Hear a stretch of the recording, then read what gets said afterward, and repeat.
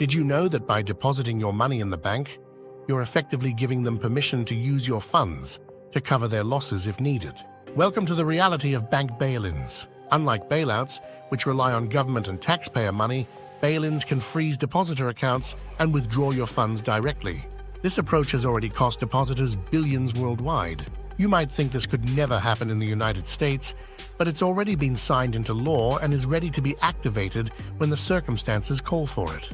Given the precarious state of many banks, teetering on the edge of failure due to significant unrealized losses, it's crucial to understand these risks and prepare ourselves. Unfortunately, we can't rely on those in power to protect our interests. The FDIC, the Federal Deposit Insurance Corporation, is tasked with safeguarding us, but it seems they are more focused on maintaining public trust in the banking system than on being transparent about the true state of affairs. The harsh reality is that banks are private, for-profit entities that prioritize shareholder profit above all else. This pursuit often leads to high-risk lending practices and hiding losses to maximize payouts. Although stockholders theoretically should bear the brunt of financial losses, the power players, the elites who own the banks, ensure that doesn't happen.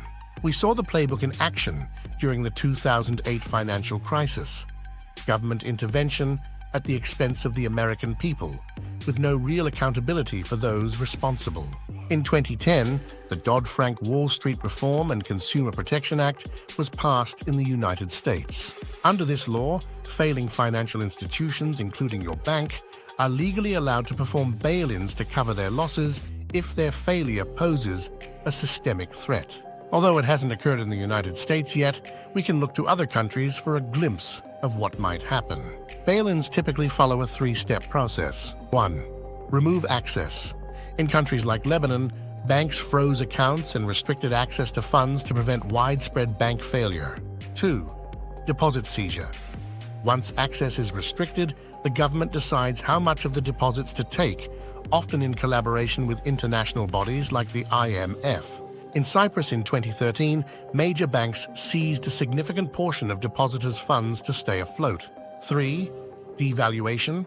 After a bail-in, governments may devalue their currency, further eroding the purchasing power of what remains in your account. This bail-in process, although touted as a means to keep the economy stable, often leaves ordinary citizens with nothing, while those in power remain unscathed. It's a form of legal theft that underscores the fragility of a financial system built on fiat currency, essentially monopoly money without intrinsic value. Now, as scary as all of this is, I personally am able to sleep at night because I know I have a plan in place. I am protected with physical gold and silver, something that they can't freeze, they can't take, they can't control. I am in control of it because I hold it, and therefore I own it. If you don't hold it, you don't own it. My wish, of course, is that everyone feels the same way, that everyone has a plan in place so that no matter when something happens, we are protected and ready for what's coming next. As we inch closer to the end times prophesied in the Bible, being vigilant and wise with our resources is more critical than ever. Stay informed, share this knowledge, and prepare for the challenges ahead. A lot of people aren't aware of these threats, so if you know someone who would benefit from watching this video, please be sure to like, subscribe, and send it to them.